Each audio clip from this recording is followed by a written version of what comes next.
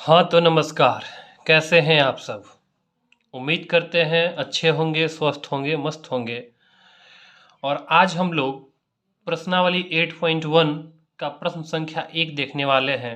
इससे पहले हम लोगों ने त्रिकोणमिति का उदाहरण सहित पूरे कंसेप्ट और थ्योरी को डिस्कस कर लिया है और आज हम लोगों का प्रश्नावली 8.1 है।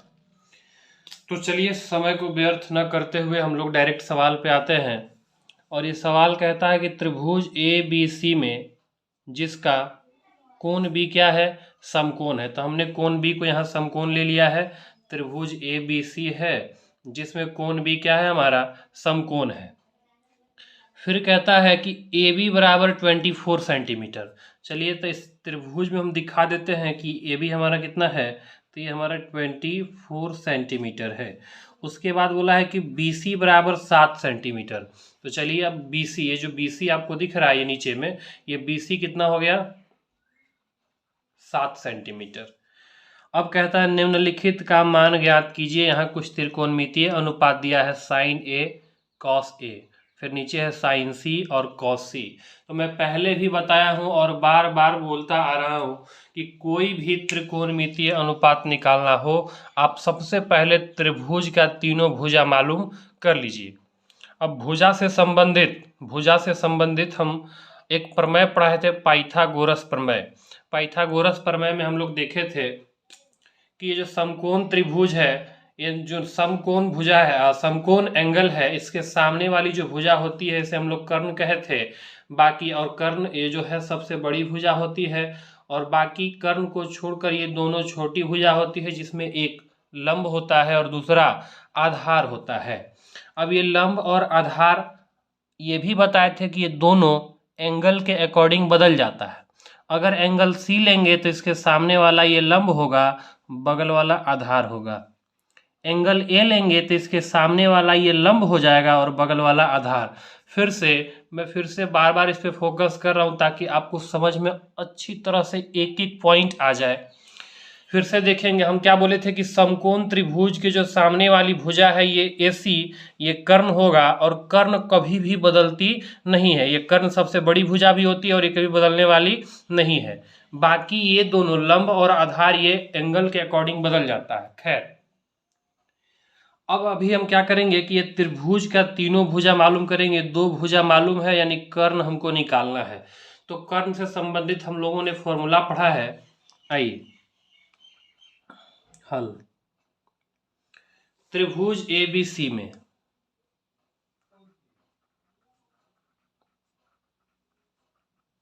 पाइथागोरस प्रमेय से आइए।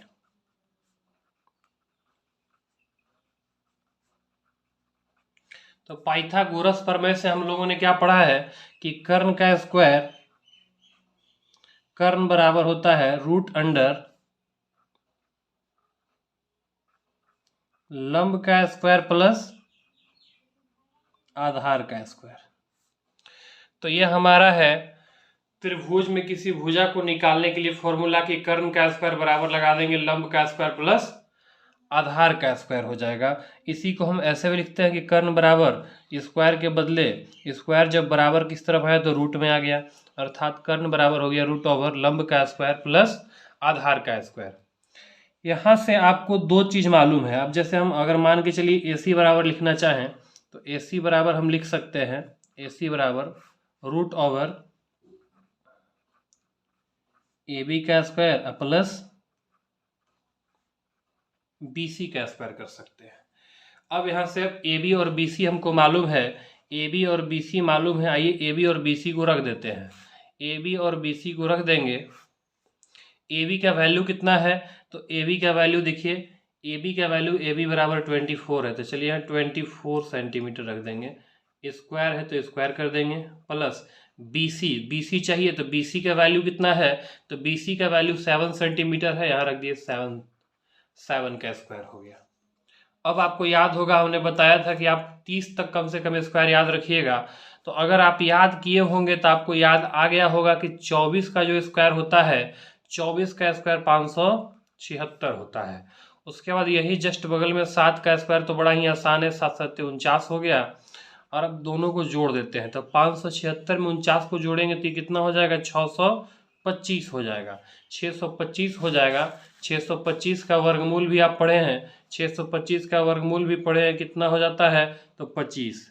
यूनिट क्या है हमारा, सेंटीमीटर है, तो इसको हम सेंटीमीटर में लिख देंगे। अब यहाँ से हम देखें त्रिभुज का तीनों भुजा मालूम चल गया है, AC भी हमको मालूम चल गया। AC कितना है भाई, तो AC निकल गया हमारा 25 सेंटीमीटर। AC निकल गया 25 सेंटीमीटर। अब यहाँ से कोई भी त्रिकोणमितीय अनुपात हो आप आसानी से निकाल सकते हैं। चलिए अब हम त्रिकोणमितीय अनुपात निकाल देते हैं। ध्यान देंगे, यहाँ हम साइन C निकालने वाले हैं। अभी हम साइन C निकालेंगे, साइन C निकालेंगे, साइन A निकालेंगे, साइन कॉस C निकालेंगे और फिर कॉस A निकालेंगे। हम बगल में ही यहाँ निकाल दें। चलिए नीचे ही निकाल लेते हैं। 1 नंबर साइन A चाहिए, साइन A चाहिए, साइन A चाहिए। तो साइन का तो फॉर्मूला पढ़े हैं क्या, कि लंब बटे क्या होता है, कर्ण होता है। लंब बटे कर्ण यानी कि P बटे H होता है। अब यहाँ से P क्या होगा और H क्या होगा, जरा हम लोग त्रिभुज में देखेंगे। तो त्रिभुज में आइए, यहाँ से एंगल A लेते हैं। तो एंगल A अगर लेंगे तो इसके सामने वाला BC लंब होगा, और ये कर्ण हमारा फिक्स है, ये कभी बदलने वाला नहीं है, कहीं भी ये कर्ण नहीं बदलेगा, बस एंगल के अकॉर्डिंग लंब और आधार बदलेगा। तो ऊपर वाला एंगल A लेंगे तो इसके सामने वाला ये BC लंब हो जाएगा, अर्थात यहाँ हम BC लिख देंगे। BC बट्टे AC तो हमारा फिक्स है, ये कभी बदलने वाला है नहीं। अब BC का जो वैल्यू है, ये वैल्यू 7 है, और AC का वैल्यू कितना निकाल चुके हैं हम लोग, तो AC का वैल्यू 25 निकाल चुके हैं। तो ये तो हमारा 1 नंबर का साइन A निकला। अब यही जस्ट हम बगल में कॉस A निकाल लेते हैं। तो कॉस A का फॉर्मूला पढ़ें कि B/H होता है। अब आइए इसी में देखिए, जब हमारा ये BC लंब हुआ है, BC लंब हुआ है, एंगल A से देखें तो ये BC क्या हुआ, लंब हुआ, अर्थात आधार क्या हो जाएगा, तो AB हो जाएगा। कर्ण तो हमारा फिक्स है, कर्ण तो हमारा फिक्स है, तो AB आपका आधार हो गया। अब बटे H बोले तो AC। AB का वैल्यू कितना है भाई, तो ये दिया है 24, और AC का वैल्यू कितना है, ये निकाल चुके हैं 25। इस तरह से सवाल नंबर 1 कंप्लीट हुआ। अब देखिए दूसरा क्या कह रहा है, बस एंगल को चेंज किया है और कुछ नहीं है। 2 नंबर सवाल, 2 नंबर सवाल कह रहा है कि साइन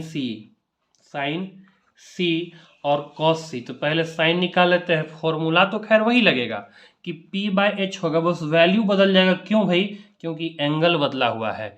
यहाँ एंगल A पूछा था और यहाँ एंगल C पूछ दिया है। तो आइए अब हम एंगल C के अकॉर्डिंग देखेंगे, एंगल C के अकॉर्डिंग देखेंगे। ध्यान दीजिएगा, अगर हम एंगल C ले लेते हैं, एंगल C लेते हैं, तो इसके सामने वाला ये लंब होगा और बगल वाला आधार होगा, अर्थात यहाँ पे लंब और आधार बदल गया। अब यहाँ पे जो लंब होगा हमारा P होगा, ये AB हो जाएगा, और कर्ण तो फिक्स है, ये कभी बदलने वाला नहीं है। तो AB का वैल्यू कितना है भाई, तो AB यहीं से भी देख सकते हैं, AB कितना है, 24 है, और AC फिक्स है 25। उसके बाद हम cos A की बात करें, cos C की बात करेंगे, तो फॉर्मूला तो वही लगेगा B/H, बस इसका वैल्यू चेंज होगा। तो एंगल A से देखेंगे, तो जैसे एंगल C से देखेंगे, एंगल C से हमने देखा, एंगल C से तो AB हमारा लंब हो गया और ये BC आधार हो गया। तो हमें तो आधार चाहिए, तो BC हो जाएगा आधार। तो ये हम लिख देंगे B की जगह BC बटे कर्ण तो फिक्स है AC। BC का वैल्यू कितना निकल गया, BC का वैल्यू दिया है 7, और AC का वैल्यू कितना है हमारा, AC का वैल्यू 25 है। इस तरह से हमने ये पूरे सवाल को हल कर दिया, बड़ा ही आसान है। ठीक है, अगर कोई भी दिक्कत परेशानी हो तो आप फिर से हमें कमेंट बॉक्स में, या मैंने व्हाट्सअप नंबर दे दिया है अपना, उस पर आप मैसेज कर सकते हैं कि हाँ सर इस क्वेश्चन में दिक्कत है, मैं फिर से समझा दूंगा।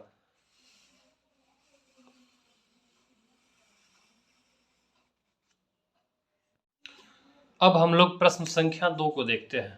ये बड़ा ही आसान सवाल है, ये बड़ा ही आसान सवाल है, एकदम आसानी से समझ में आ जाएगा। बस कंसेप्ट हमारा वही है, इस चैप्टर में बिल्कुल वही कंसेप्ट लगेगा कि कोई भी त्रिकोणमितीय अनुपात निकालना हो, त्रिभुज का तीनों भुजा मालूम होना चाहिए।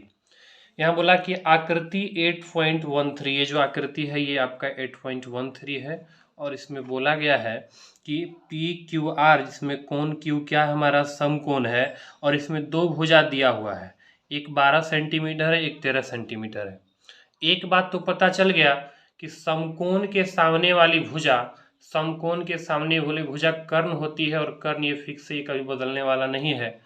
बाकी इसको आप लंब कहें या आधार कहें, चूंकि ये दोनों जो है एंगल के अकॉर्डिंग होता है। अगर इस एंगल से देखेंगे तो ये लंब होगा और बगल वाला आधार होगा, लेकिन वहीं इस एंगल से देखेंगे तो ये सामने वाला लंब होगा और बगल वाला आधार होगा। इसमें कंफ्यूजन नहीं होना चाहिए, इसमें कंफ्यूजन होगा तो फिर दिक्कतें आएंगी। फिलहाल यहाँ कौन सा त्रिकोणमितीय अनुपात निकालना है, तो tan P और कोट R निकालना है। tan P और कोट R निकालना है, अर्थात ये दोनों मालूम होना चाहिए, इसके अंतर को हम आसानी से निकाल पाएंगे। तो tan P minus cot R ये कैसे निकलेगा, जरा इसको हम ध्यान से देखेंगे। tan P minus cot R, सबसे पहले तो आपको QR मालूम हो जाना चाहिए, सबसे पहले तो QR मालूम हो जाना चाहिए। हल राइट एंगल ट्रायंगल, देखिए त्रिभुज बना करके ये डेल्टा सिंबल होता है और उस पर आर लिख देंगे तो इसका मतलब हुआ राइट एंगल ट्रायंगल, बोले तो समकोण त्रिभुज। ये देखिए आर लिखा हुआ है। अब ये त्रिभुज कौन सा है भाई, तो हमारा ये पी क्यू आर है, ये पी क्यू आर है। तो त्रिभुज पी क्यू आर में हमें क्या निकालना है, क्यू आर निकालना है, क्यू आर निकालना है। तो हम डायरेक्ट लिखेंगे क्यू आर बराबर रूट अंडर, ठीक है, बड़ी भुजा का स्क्वायर। तो बड़ी भुजा कौन है, कर्ण पी आर है, यानी यहाँ कर देंगे पी आर का स्क्वायर माइनस दूसरी छोटी भुजा अर्थात पी क्यू का स्क्वायर। अब यहाँ देखेंगे पी आर का वैल्यू कितना दिया है, तो पी आर का वैल्यू हमारे पास है 13 सेंटीमीटर, यानी 13 का स्क्वायर कर देंगे, और पी क्यू का वैल्यू यहीं पे आपका 12 सेंटीमीटर है, लिख दिए। अब हम क्या करते हैं कि रूट के अंदर इसका स्क्वायर कर देंगे। तो 13 का स्क्वायर होता है 169 और 12 का स्क्वायर होता है 144। इस प्रकार से दोनों का स्क्वायर किया और फिर इसको हम माइनस कर देते हैं। तो ये माइनस करेंगे तो कितना होगा, 9 में 4 घटा 5 हो गया, 6 में 4 घटा 2, अर्थात ये 25 होगा।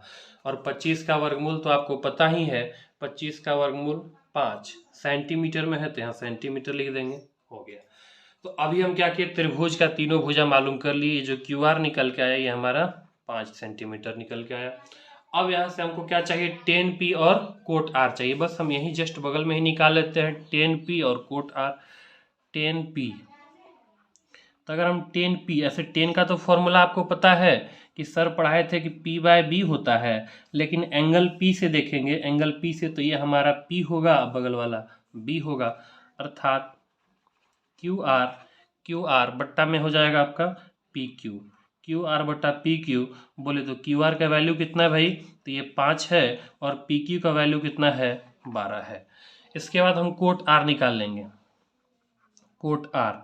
अब देखिए कोट का फॉर्मूला 10 का उल्टा होता है तो P/B। अब B/P, गलती से भी इस वैल्यू को भी उल्टा के मत बैठा दीजिएगा, चूंकि एंगल यहाँ पे P लिए हैं और यहाँ पे एंगल R लेंगे। तो एंगल R से देखेंगे, एंगल R से देखेंगे, ध्यान दीजिएगा, तो ये हमारा सामने वाला लंब अर्थात P होगा और बगल वाला B होगा। तो हमें B चाहिए, तो B यहाँ पे हो गया QR है, लीजिए फिर से वही चीज आ गया, QR और P हमारा क्या हो जाएगा यहाँ से, तब P आपका हो जाएगा PQ। एंगल देखिए, एंगल हमारा क्या था, R था, R के सामने वाला ये लंब हुआ, बगल वाला आधार हुआ, तो आधार बटे लंब, तो आधार बटे लंब, यानी QR कितना हो गया आपका 5/12। यानी संयोग से दोनों का वैल्यू क्या आ गया, सेम आ गया, दोनों का वैल्यू सेम आ गया। और बस कुछ नहीं, यहाँ पे दोनों का डिफरेंस निकाल देना है, तो यही निकाल देंगे। हमसे पूछा क्या है, हमसे पूछा है कि tan P minus cot R, tan P minus cot R बराबर क्या होगा, ध्यान दीजिएगा। तो tan P का वैल्यू कितना है, 5/12 है, और कोट R का भी वैल्यू 5/12 है। तो सेम चीज में सेम चीज घटा क्या आ गया, 0 आ गया, हो गया। या आप ऐसे काट भी सकते हैं प्लस माइनस में, खैर सेम में सेम गया 0। तो ये हमारा सवाल नंबर 2 कंप्लीट हो गया। अब हम लोग प्रश्न संख्या 3 की ओर चलते हैं। प्रश्न संख्या 3 बड़ा ही आसान सवाल है। इसमें एक त्रिकोणमितीय अनुपात दिया है, कितना है 3/4 है, 3:4 के रेशियो में है। और फिर हमसे बोला है कि कोस ए और टेन ए का मान ज्ञात करें। ऐसा सवाल आपको ऑब्जेक्टिव में भी बार बार पूछा गया है, ऐसा सवाल ऑब्जेक्टिव में भी खूब पूछा गया है, ध्यान देंगे इसमें। हल, ये देखिए बड़ा ही आसानी से सवाल बन जाता है हल। उसके बाद हम गिवन क्या है हमारा, यदि के बाद ये लिखा है साइन ए बराबर 3/4, ये दिया गया है, गिवन है हमारा, गिवन है कितना, तो ये है साइन ए बराबर 3/4 है।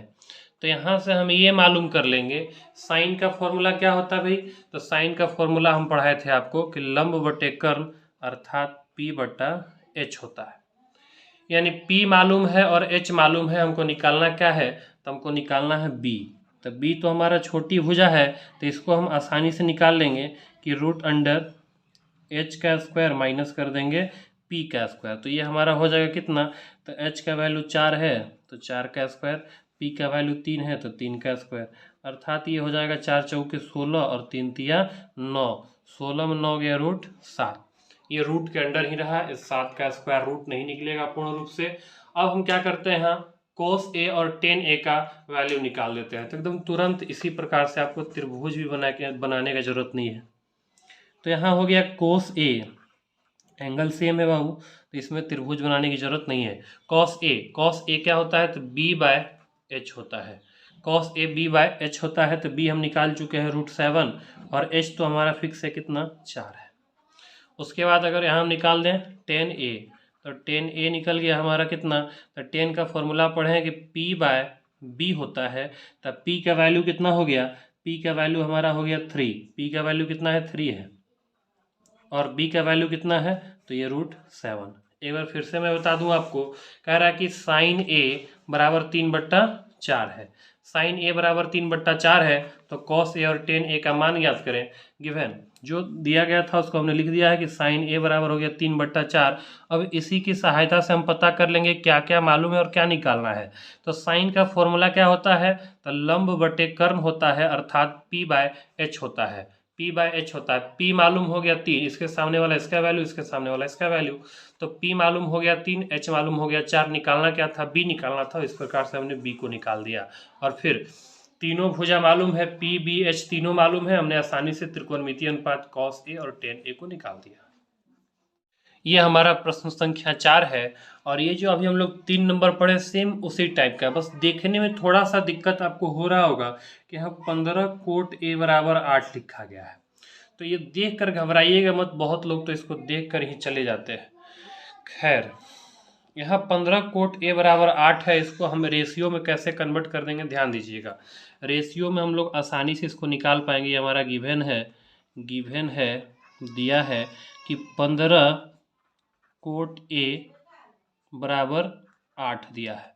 तो यहाँ ध्यान दीजिएगा 15 जो है ना, कोट ए के साथ गुना के रूप में है, 15 कोट ए के साथ गुना के रूप में है। और आप समीकरण का नियम पढ़े हैं कि कोई भी चीज़ गुना के रूप में रहे और बराबर को उस तरफ ले जाएंगे तो भाग के रूप में चला जाएगा, अर्थात ये कोट ए बराबर हो जाएगा हमारा, कोट ए बराबर हो गया 8 अब बट्टा में हो गया 15, ये एक दूसरे के साथ भाग के ही रूप में ही है। अब यहाँ से हम पता करेंगे कि कोट का फॉर्मूला क्या होता है। जैसे ही कोट का फॉर्मूला मालूम चलेगा, हम आसानी से ये जान पाएंगे कि हमें क्या क्या दिया है और क्या निकालना है। तो कोट का फॉर्मूला आपको याद होगा कि आपने पढ़ा था कि सर B/P होता है, टेन का उल्टा होता है, यानी कि आधार बटे लंब हो गया, आधार बटे लंब हुआ, यानी B मालूम है, P मालूम है, हमें निकालना क्या है, तो हमें H निकालना, यानी H सबसे बड़ी भुजा कर्ण होती है। और आपको पता है ये कैसे निकलेगा। ये निकालने के लिए हम लोग फॉर्मूला लगाएंगे, P का स्क्वायर अब प्लस कर देंगे B का स्क्वायर। कर्ण निकालना है तो दोनों भुजाओं का स्क्वायर का योग। उसके बाद आप आसानी से कर पाएंगे कि H निकालना है, P कितना है भाई, तो देखिए P इसके सामने वाला ये हो गया 15, तो 15 का स्क्वायर कर देंगे। और फिर हमारा B, तो B कितना है हमारा 8 है, तो यहाँ 8 का स्क्वायर कर देंगे। अब हम आसानी से निकाल पाएंगे 15 का स्क्वायर कितना होता है, तो आप याद किए होंगे तो याद हुआ होगा कि 15 का स्क्वायर 225 होता है। फिर 8 का स्क्वायर करें तो 8 8 64 हो गया। अब हम क्या करेंगे, दोनों को जोड़ देंगे। तो 225 में 64 को जोड़ेंगे तो ये हो जाएगा 269, और 269 का वर्गमूल याद होगा आपको कि ये हो जाता है 13। अगर याद नहीं है तो आप जो है कम से कम 10 से लेकर के 30 तक का स्क्वायर याद कर लीजिए। 10 से लेकर 30 तक का स्क्वायर याद कर लीजिए, बार बार जरूरत पड़ने वाला है। अब देखिए तीनों भुजा मालूम चल गया, P B और H भी हम निकाल चुके हैं। तो P B H तीनों मालूम है और हमें यहाँ पे क्या निकालना है, तो साइन A और सेक A। ध्यान दीजिएगा, इसमें साइन A निकालना है और सेक A निकालना है। अब हम आसानी से यहाँ बगल में ही निकाल पाएंगे। अगर साइन A की बात करें, एंगल सेम है, यहाँ पे त्रिभुज बनाने की जरूरत भी नहीं पड़ेगा। साइन A की बात करें तो ये हमारा होता है P/H होता है। अब P देखिए, यहाँ P का रेशियो क्या था, P था 15 और H हमारा 13 हो गया। उसके बाद सेक A चाहिए, सेक A चाहिए, तो सेक का फॉर्मूला क्या होता है, तो कॉस का उल्टा सेक, यानी H/, हो जाएगा ये B, H/, हो जाएगा B। और H का वैल्यू क्या है भाई, H का वैल्यू है 13 और B का वैल्यू कितना है, तो B का वैल्यू हम दिया गया है इसमें 8 दिया गया है। इस प्रकार से हम दोनों त्रिकोणमितीय अनुपात को निकाल दिए। हम लोग प्रश्न संख्या 5 को हल करते हैं। सवाल कहता है कि यदि सेक थीटा बराबर 13/12, सेक थीटा बराबर कितना दिया गया है, 13/12 है, तो अन्य सभी त्रिकोणमितीय अनुपात परिकलित कीजिए। अन्य सभी त्रिकोणमितीय अनुपात परिकलित करने का अर्थ है कि हमने पढ़ा था कि त्रिकोणमितीय अनुपात कितने होते हैं, 6 होते हैं, और 6 में एक सेक थीटा का रेशियो मालूम है, एक सेक थीटा का अनुपात मालूम है 13/12, तो अन्य सभी कितने बच्चे, 5, तब पांचों का त्रिकोणमितीय अनुपात निकालना होगा। तो इसके लिए हम क्या करेंगे, जो गिवन है हमारा उसकी सहायता से पहले तीनों भुजा मालूम करेंगे। तो गिवन क्या है, तो यह है सेक थीटा बराबर 13/12, सेक थीटा बराबर 13/12 दिया गया है। अब यहाँ से अगर हम सेक थीटा के वैल्यू की बात करें तो सेक थीटा का फॉर्मूला क्या होता है भाई, तो सेक थीटा बराबर हमारा हो जाता है B/H, नहीं बल्कि H/B, H/B हो जाता है, H/B हो जाता है कर्ण बटे आधार हो जाता है, ये कर्ण बाय आधार हो गया। यानी यहाँ से H मालूम है हमको और B मालूम है, H मालूम है और B मालूम है, निकालना क्या है भाई, तो हमको P निकालना है। तो P बराबर क्या हो जाएगा, रूट अंडर बड़ी भुजा का स्क्वायर माइनस कर देंगे B का स्क्वायर। तो बड़ी भुजा कौन है भाई यहाँ पे, तो H है, H का वैल्यू कितना दिया है, 13 है, तो 13 का स्क्वायर, और B का वैल्यू कितना है, 12 है, तो 12 का स्क्वायर करेंगे। अब यहाँ से देखेंगे कि 13 का स्क्वायर क्या होता है, तो 13 का स्क्वायर हो गया 169 और 12 का स्क्वायर हो गया 144। अब हम क्या करते हैं, दोनों को माइनस कर देंगे। माइनस करेंगे तो 169 में 144 घटेगा, कितना होगा, तो ये हो जाएगा हमारा 25, और यहाँ से 25 का वर्गमूल पता है कि कितना होता है, तो 25 का वर्गमूल 5 हो गया। इस तरह से हम P को निकाल पाए, H मालूम है, B मालूम है, P भी हमारा निकल गया। तो अब हम क्या करेंगे अब हम क्या करेंगे कि सभी त्रिकोणमितीय अनुपात को निकाल देंगे। सभी त्रिकोणमितीय अनुपात निकालना बड़ा ही सरल है। आइए, जैसे कि आप जानते हैं कि साइन थीटा बराबर होता है P/H। तब P का वैल्यू देखिए, तब P का वैल्यू हम निकाल चुके हैं, कितना, 5 निकाले हैं। P का वैल्यू हम 5 निकाल चुके हैं, P का वैल्यू हम 5 निकाल चुके हैं, तो P यहाँ 5 पुट कर देंगे, और H का वैल्यू कितना है, 13 है, तो यहाँ 13 रख दिए। उसके बाद आप निकाल लीजिए कॉस थीटा। तो कॉस थीटा तो ऐसे निकालने का भी जरूरत नहीं है, क्योंकि हम जानते हैं कि कॉस का रेसिप्रोकल उल्टा क्या होता है, सेक थीटा, तो इसके वैल्यू को भी उल्टा देंगे। खैर, कॉस थीटा का फॉर्मूला B/H होता है, और B का वैल्यू हो गया 12 बट्टा हो गया 13। उसके बाद आप टेन थीटा निकाल देंगे, टेन थीटा निकाल देंगे, यहीं बगल में हम टेन थीटा निकाल लेते हैं। तो टेन थीटा का फॉर्मूला क्या होता है, तो टेन थीटा बराबर होता है P/B।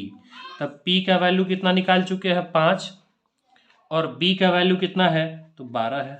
B का वैल्यू कितना है भाई, 12। उसके बाद हम कोट थीटा निकाल लेते हैं। या कॉसेक निकाल लीजिए पहले।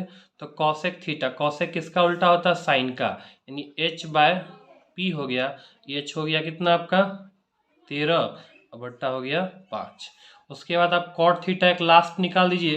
तो कॉट थीटा बराबर फॉर्मूला क्या हो गया?